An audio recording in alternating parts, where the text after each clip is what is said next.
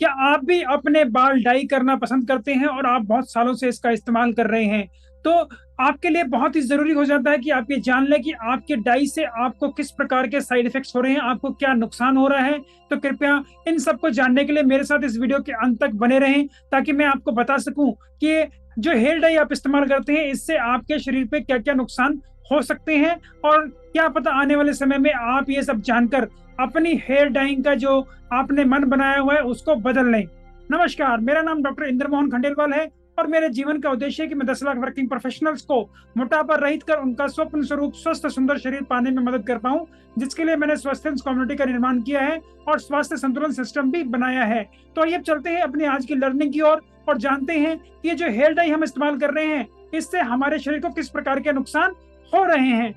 तो hair dye के नुकसान समझने से पहले पहले हम ये स्टेप समझ लेते हैं कि हेयर डाई आप कैसे कराते हैं। जब भी आपकी हेयर डाई करनी होती है उस वक्त वो आपके बालों को शैम्पू करते हैं और शैम्पू करने के बाद उसके ऊपर हम कहीं हेयर डाई लगाया जाता है। हेयर डाई जो आजकल हमें मिल रहा है वो यूजुअली दो सेपरेट हम कहें चीजों के अंदर आता है। एक होता है कलर और एक होता है डेवलपर। इन दोनों को जब हम मिला लेते हैं उसके बाद उसके अंदर एक रिएक्शन शुरू होता है, जिसकी वजह से जो ये आप चाहते हैं कलर, जिस भी कलर को आप पसंद करते हैं वो कलर उसके अंदर बनने लगता है। फिर इसका लेप आपके बालों के ऊपर लगाया जाता है और आपको उसको कुछ समय तक रखने के लिए बताया जाता है। यूजुअली जो कंपनियां रिकमेंड करती हैं वो कहती हैं 15 से 20 मिनट, लेकिन आपके हेयर ड्रेसर भी आपको कहते होंगे कि अगर आप इनको जल्दी धोलेंगे तो आपका कलर अच्छा नहीं आएगा, तो कृपया इसे आधे घंटे तक कम से कम रखें और 40-45 मिनट तक रखेंगे तो ज्यादा फायदा होगा। तो ज्यादातर लोग, मैं उम्मीद करता हूँ, कम से कम आधे घंटे तो इसको अपने सिर पे रखते ही हैं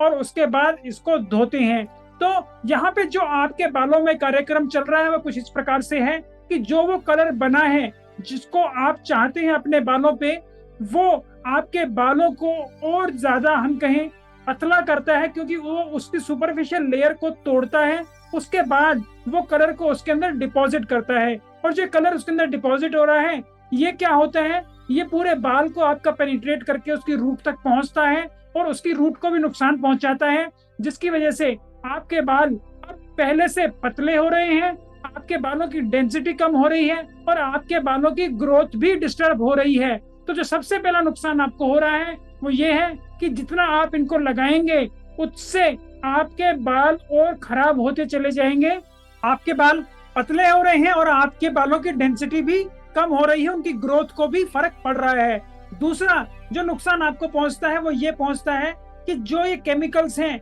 वो आपकी हेयर रूट तक जाते हैं और वहां पर भी उनका एब्जॉर्प्शन होता है। तो ये केमिकल्स आपकी बॉडी के अंदर भी जा रहे हैं और आपको नुकसान पहुंचाते हैं। जैसे कि इससे आपके शरीर को जैसे कोई और पॉइजन होता है उससे नुकसान हो सकते हैं, उसी प्रकार के नुकसान आपको इससे हो रहे हैं। जो ज्यादातर हेयर डाइज आप इस्तेमाल करते हैं उसके अंदर जो केमिकल्स पाए जाते हैं वो हैं अमोनिया,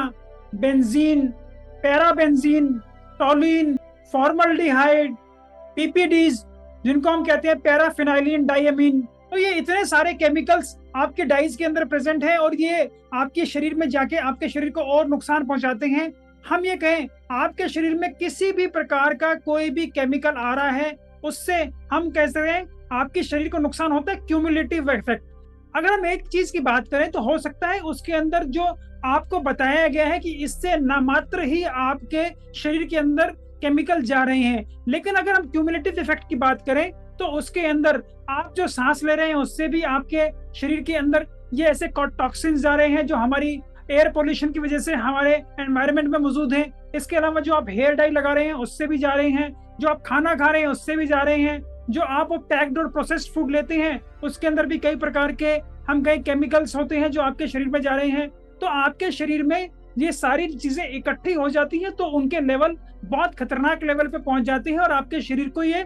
नुकसान पहुंचाते हैं। इससे किस प्रकार के नुकसान होते हैं ये भी मैं आपको आगे बताता हूं। जो हेयर डाई आप इस्तेमाल कर रहे हैं इससे मोस्ट कॉमन जो नुकसान आपको होता है वो ये है कि आपके स्किन पे एलर्जी होने के चांस बहुत ज्यादा बढ़ जाते हैं। हेयर डाई से एलर्जी होने की संभावना बहुत ज्यादा होती है और इससे जो आपको एलर्जी होती है यूजुअली आपके फेस पे, आपके नेक के एरिया में, आपके अपर शोल्डर एरिया में और आपके फोरहेड के अंदर बहुत ज्यादा होती है। इसके अंदर ज्यादातर इचिंग आपको होती है, वहां पे कुछ प्रकार के रैश आपको पड़ जाते हैं, कई बार ये बहुत ज्यादा उभर भी जाते हैं और इनको ठीक होने में भी बहुत ज्यादा समय लगता है। ये आपको हिदायत दी जाती है कि जब भी आप कोई नई डाई का इस्तेमाल कर रहे हैं या पहली बार अगर आप किसी हेयर डाई का इस्तेमाल कर रहे हैं तो उस वक्त पैच टेस्ट जरूर कर लें। अगर वो पैच टेस्ट नेगेटिव है, आपने थोड़ा सा जो वो डाई बनाई है उसका एक छोटा सा ड्रॉप अपने कान के पीछे लगाया है और उसको थोड़ी देर ऑब्जर्व किया है, अगर आपको किसी प्रकार की कोई दिक्कत नहीं है तो आप उसका इस्तेमाल कर सकते हैं, नहीं तो आपको ये तकलीफ होने वाली है। और ये जो एलर्जी आपको होती है ज्यादातर लोगों में ये माइल्ड टाइप की होती है, लेकिन कुछ लोगों में ये बहुत ज्यादा हो सकती है और इसके अंदर आपकी आंखों पे सूजन भी आ सकता है, आपके गले के अंदर सूजन भी आ सकता है जिसको हम एंजियोडेमा बोलते हैं, और ये खतरनाक स्वरूप ले सकती है और जानलेवा भी हो सकती है। तो अगर आपको एलर्जी बढ़ रही है, आपको दिक्कतें बढ़ रही हैं, तो आपको तुरंत डॉक्टर से मिलना चाहिए और इसका इलाज कराना चाहिए, नहीं तो ये आपकी जान को खतरा कर सकती है और वो जानलेवा भी हो सकती है।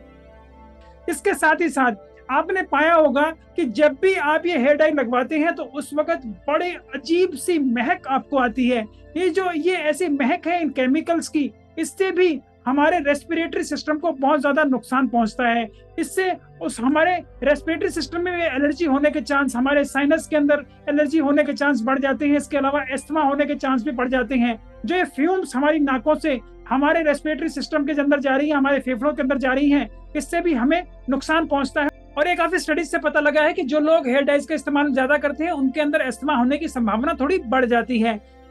जो हेयर डाई आप इस्तेमाल कर रहे हैं इससे धीरे धीरे क्या होता है कि आपके ज्यादा बाल सफेद होने लग जाते हैं। ये ऐसा इसलिए होता है कि जो हेयर डाई का मैकेनिज्म है वो यही है कि आपकी ऊपर वाली जो हेयर की लेयर है पहले उसे वो तोड़ता है, उसके बाद अपना कलर उसमें डिपॉजिट करता है। तो इसके अंदर कुछ ऐसे ब्लीचिंग एजेंट्स भी होते हैं जिनका इस्तेमाल किया जाता है, और अगर आप इनका लगातार इस्तेमाल करें तो आपको पता लगेगा कि पहले आप जब ये हेयर डाई का इस्तेमाल कर रहे थे आपको बहुत थोड़े व्हाइट बाल थे, लेकिन सिर्फ 5-6 महीने के अंदर ही जब आपने 3-4 बार इसका इस्तेमाल किया है इसके बाद आपके व्हाइट बाल की डेंसिटी बढ़ गई है और उनका अमाउंट भी बढ़ गया है। तो ये इसलिए होता है क्योंकि जो इसके अंदर इतने सारे ब्लीचिंग एजेंट्स होते हैं वो आपके हेयर की ऊपर वाली परत को तोड़ देते हैं और उसके अंदर जो नॉर्मल पिगमेंटेशन होता है उसको भी खराब करते हैं, और आपको फिर हमेशा डाई लगाने की जरूरत पड़ती रहती है। तो अगर आपने डाई अभी लगाना शुरू किया है तो मैं आपको हिदायत दूंगा कि आप कृपया इन डाइज का इस्तेमाल ना करें जो केमिकल नेचर की हैं।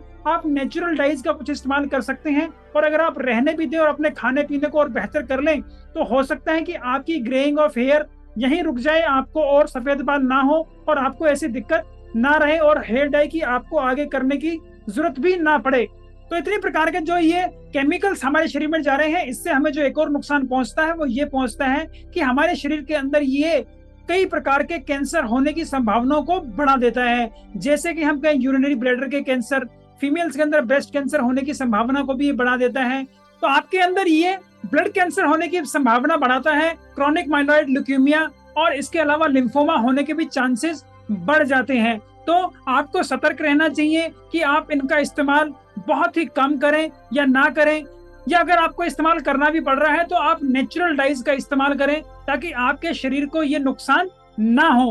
और काफी स्टडीज में अब ये भी पता लगा है कि जो महिलाएं इनका लगातार इस्तेमाल करती हैं और इनके इस्तेमाल करते हुए उनको प्रेगनेंसी होती है तो उनके अंदर जो बच्चा बन रहा है उसको भी नुकसान पहुंच सकता है, और उन बच्चों के अंदर हम ये कहीं डेवलपमेंट के दौरान ये प्रॉब्लम कर सकता है। ऐसे बच्चों के अंदर ये न्यूरोब्लास्टोमा या germ cell tumour of testis AML होने की संभावना जो कि एक ब्लड कैंसर है। तो इस वीडियो के माध्यम से आप सब महिलाओं को भी ये बता देना चाहता हूं कि अगर आप इसका इस्तेमाल नहीं करते तो आपको फायदा ज्यादा है और आपके होने वाले बच्चे को भी किसी प्रकार का नुकसान नहीं होगा। तो अगर आप इसका इस्तेमाल कम कर सकते हैं या बंद कर सकते हैं तो आपके लिए बहुत फायदे की चीज है, और अगर आपको करना ही है तो आप नेचुरल कलर्स का इस्तेमाल करें, ऐसे किसी केमिकल कलर्स का इस्तेमाल ना करें ताकि आपको ये सारे नुकसान ना हो। और ये हेयर डाई अपने आप में ही एक स्ट्रॉन्ग पॉइजन होता है, इसलिए हमेशा ये कहा जाता है कि अगर आप अपने घर में हेयर डाई का इस्तेमाल कर रहे हैं और अपने घर में रखते हैं तो इन्हें बच्चों से दूर रखें, क्योंकि बाई चांस अगर उन्होंने इसमें से कुछ भी, चाहे डाई मटेरियल या हम कहें डेवलपर, इन दोनों में से कोई भी चीजें अगर बच्चों ने पी ली है तो वो एक स्ट्रॉन्ग पॉइजन है और आपके बच्चों के लिए जानलेवा साबित हो सकती है। तो कृपया इन्हें बच्चों से दूर रखें और हमेशा ऐसी जगह रखें जहां वो ना पहुंच पाए, क्योंकि इसके अंदर काफी खतरनाक केमिकल्स हैं जो आपके बच्चों को नुकसान पहुंचा सकते हैं, चाहे वो बहुत ही मिनिमल अमाउंट में क्यों ना हो। मैंने भी शुरू में हेयर डाई का काफी इस्तेमाल किया है और मैंने ये पाया भी है कि जैसे जैसे मैं ये हेयर डाई लगाता गया, मेरे बाल और सफेद होते चले गए। और जब मुझे इन हेयर डाई से होने वाले इतने सारे नुकसानों का पता लगा, तो उसके बाद मैंने अब हेयर डाई का इस्तेमाल बिल्कुल बंद कर दिया है। तो मैं चाहता हूँ कि आप ये अपने लिए डिसाइड करें कि क्या आपको हेयर डाई करने हैं। अगर आपको हेयर डाई करने हैं तो कृपया इन केमिकल डाइज से कभी भी हेयर डाई ना करें और आपको नेचुरल डाई का इस्तेमाल करें, जिससे कि आपको ऐसे नुकसान ना हो। जब भी आपको नेचुरल डाई इस्तेमाल कर रहे हैं उस वक्त ये जरूर है कि आपको कलर थोड़ा हल्का मिल सकता है, या आपको हम कहें फ्रीक्वेंसी उसकी लगाने की थोड़ी बढ़ानी पड़ सकती है। जो ये परमानेंट हेयर डाइज आप लगाते हैं ये तकरीबन आपकी 1-1.5 महीने चल जाती होंगी, लेकिन जब आप ये नेचुरल डाइज लगाएंगे तो हो सकता है 3-4 हफ्ते में ही आपको दोबारा लगानी पड़े। तो ये थोड़ा फर्क जरूर पड़ेगा, लेकिन आपके शरीर को ये केमिकल से होने वाले नुकसान नहीं होंगे और आप अपने शरीर को और स्वस्थ और बेहतर कर पाएंगे। तो मैं उम्मीद करता हूँ अभी सारी जानकारी प्राप्त कर आप आगे से अपनी हेयर डाई का इस्तेमाल काफी सूझबूझ से करेंगे और अपने शरीर को इतने सारे नुकसान होने से बचा लेंगे। मैं उम्मीद करता हूँ मेरी इस प्रकार की वीडियोस आपको पसंद आती होंगी। अगर आपको मेरी इस प्रकार की वीडियोस पसंद आती हैं तो कृपया उन्हें लाइक करें, शेयर करें, फॉरवर्ड करें जिन भी प्लेटफॉर्म पर आप उन्हें देख रहे हैं। अगर आप उन्हें यूट्यूब पर देख रहे हैं तो कृपया मेरे चैनल को सब्सक्राइब भी कर लें और यूट्यूब नोटिफिकेशन जरूर दबा दें, ताकि मेरी नई आने वाली वीडियो का नोटिफिकेशन आपको तुरंत प्राप्त हो जाए। आपकी वेट लॉस जर्नी में आप कहीं रुके हुए हैं, आपकी कुछ समस्याएं हैं, आपके कुछ क्वेश्चंस हैं, आपको कहीं और क्लैरिटी चाहिए, तो उनको भी आप कमेंट बॉक्स में लिखकर भेज सकते हैं। मैं स्वयं उन्हें पढ़ता हूं, मैं तुरंत उनका जवाब दूंगा। और कुछ क्वेश्चंस के लिए मुझे ऐसा लगा कि उन्हें एक डिटेल विश्लेषण की जरूरत है, तो उनके लिए एक नया वीडियो बनाकर भी जरूर प्रस्तुत करूंगा। नमस्कार, धन्यवाद, खुश रहें, स्वस्थ रहें।